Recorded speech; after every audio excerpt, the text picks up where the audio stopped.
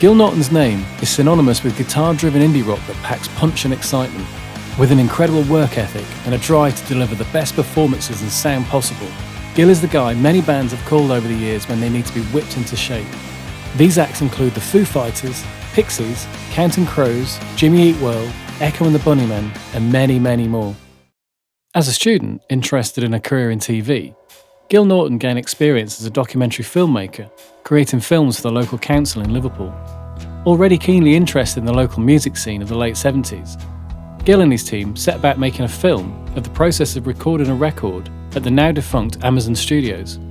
After this, he returned to his studies and his degree in music, as he was a double bass and trumpet player. But he did keep in touch with the engineer at Amazon Studios, who later invited him to join the studio as an assistant engineer. Gil was responsible for running the 8-track studio there. The 8-track studio was mainly used for demos, and Gil was expected to turn around at least 3 songs a day, recorded and fully mixed. It was in this demo studio that Gil encountered Echo and the Bunnymen, who were recording demos for their first album, after which they went to London to the big studios with the name producers. The band didn't take to this, however, and wanted to return to the 8-track setup with Gil to finish the album, thus giving him his first big break.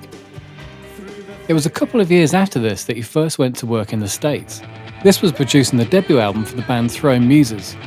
Without the luxury of a big budget, he stipulated the band spend a good amount of time in pre-production to make sure they were able to keep it tight and swift in the studio. This worked incredibly well, and this philosophy has stuck with Gil ever since. The key is to get all the writing done and the arrangements in place, and just leave the studio time for performance with the band knowing exactly what it is they're trying to achieve. It was when returning to the States to produce Throwing Muses' second album that Gil came into contact with the Pixies, who were the support act at a Throwing Muses gig. Although the Pixies were already heading to the studio with Steve Albini to record their debut album Surfer Rosa, Gil was asked to polish up the single Gigantic, as the record company felt it needed to be polished up and re-recorded for the single release to give it a better chance of success. The 5 of them had instant chemistry together in the studio, so the band asked Gil to produce their next album entitled Doolittle, which went on to become a commercial and critical success, reaching number 8 on the UK charts. Again, Gil's approach to pre-production was meticulous, making sure the songs worked on the acoustic guitar first, and spent 3 days in his apartment with Charles Thompson, thrashing through the songs before the band regrouped to the main pre-production. With both the band and Gil's desire to make the arrangements interesting, they came up with a way of contrasting loud and soft parts of the song to give the loud parts more impact. Through this juxtaposition, they were able to create a dynamic where the loud parts seemed even louder in context with the softer parts within the song. This trick, for want of a better word, went on to be hugely popular during the upcoming alternative rock era, and bands like Nirvana used this to great effect, most evidently on their huge hit Smells Like Teen Spirit. To this day, the album is considered their greatest work, and Gil would continue to work with the band on many more albums through the years. With his success with the Pixies, Gil was very busy during the early 90s producing albums for the likes of Del Amitri, Belly, Long Pigs, Terrorvision, and had a huge hit with the band James producing their single Sit Down. In 1996, Gil was asked to produce the Recovering the Satellites album for Counting Crows. Being a big fan of the band, he was thrilled to be offered the job, and initially everything went smoothly as they set up a recording studio in Charles Bronson's old house in Hollywood. However, after Adam Duritz returned from a break in recording, he contracted pneumonia, which set the recording back a few months. When they got back on schedule, Adam felt he hadn't been involved enough, so they experimented with different tempos, arrangements and keys, and it was over 10 months before the record was finished. Despite this experience, the record went on to be a huge success, selling 10 million copies at the time, and furthered Gil's reputation as a top producer. Dave Grohl of the Foo Fighters was a big fan of the Pixies, and was keen to have Gil produce their upcoming album, which would later be known as The Colour and the Shape. This was a pivotal album for the Foo Fighters, who were still in their original configuration of William Goldsmith on drums. After spending 3 months recording the album, Gil felt that it wasn't really having the impact on him that he felt it should. Dave Grohl agreed with Gil, and he decided to have a go at re-recording some of the drum tracks to see if he could add some magic.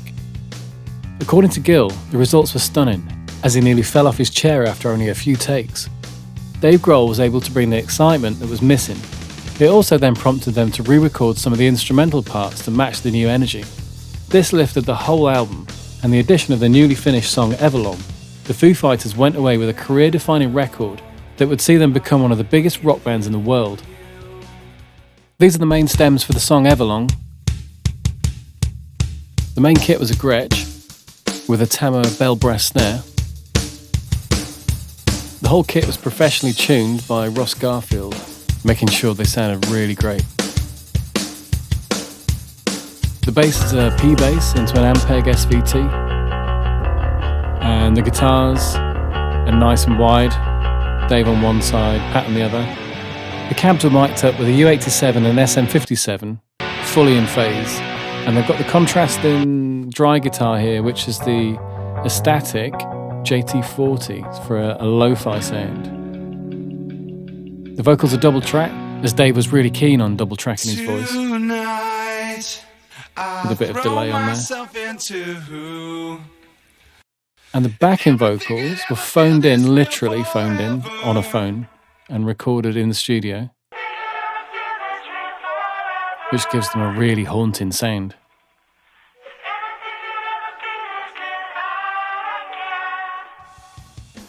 For the most part, the recording is quite standard engineering, as Gil describes himself as a performance producer rather than an engineering producer, and concentrates on the needs of the band and the song dynamic that include the correct transitions and arrangements. It wasn't the only album Gil worked on with the Foos, and Dave Grohl required his services again 10 years later for Echoes, Silence, Patience and Grace. Dave said to him, "I really think we need someone to come in now and kick us up the ass." I think he felt the band were going into cruise control a bit, and he wanted to up the ante again. Commenting on Gil, Grohl said, "I learnt more from Gil Norton than anyone else. That recording session was a lesson in patience. He wanted to make a tight, hard rock record, and I always thought my guitar playing was pretty tight. But Gil taught me the meaning of spot on. He tuned my ear a little, so now I can tell when a part is really, really on. Doing 30 takes in a row, trying to get things perfectly in sync, that was work, man. I've never experienced that level of precision before. It was a great lesson." The manager of the Foo Fighters, John Silver, introduced Gil to Jimmy Eat World, and both parties were keen to work together on an upcoming album which became Futures. Gil said, "They'd done 3 albums with the same producer, including Bleed American, and he'd obviously done a fantastic job with them. I think it got to this. It just felt a bit stale to them, and the demos felt a bit stale to me. They didn't feel very exciting. Some of the arrangements were flat in parts. The songs were basically good, but they didn't feel fulfilled. Even though the band was supposed to finish them, certain things didn't feel finished. The parts weren't quite right, and some of the rhythm section parts were a bit pedestrian." We had a chat about it, and then I went over and spent 3 or 4 days with them in Arizona in their studio, which was great. We went through structured songs and edited stuff around. We got different arrangements and talked about what was needed. Generally, it just got everyone really excited, and it reconnected them with the album that was becoming Futures. What was a bit weird was when it came out as a double album with the demos on one side. One CD was the demos and the other was my versions. I just died. I said, "Oh my god, I don't think that's ever happened before." Just praying that the fans didn't hear the demos and think I'd messed them up. Over the years, Gil has not rested on his laurels, and he's been actively producing records for many artists including Maximo Park, Gomez, and recently The Hunter. He may be a taskmaster in the studio, but the results speak for themselves, and I'm sure Gil's influence will be heard for many years to come.